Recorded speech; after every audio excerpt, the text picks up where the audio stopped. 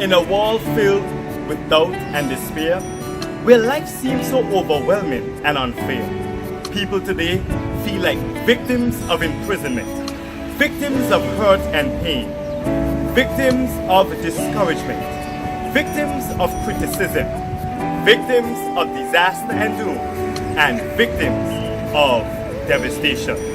Do you feel like this sometimes? Well, the Seventh-day Adventist Church has something good in store for you. My friends, what? It's an evangelistic series under the caption From Victim to Victor, Gospel Galore, where in Seacoast Bay under the yellow and white tent. When? November 4th to December the 1st. Why?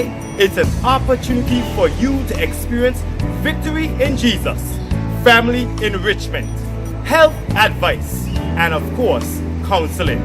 My friends, something great is about to happen within the British Virgin Islands that has never happened before. You cannot afford to miss it.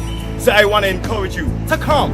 And when you come, bring your friends, bring your family, bring your neighbors, bring your co-workers.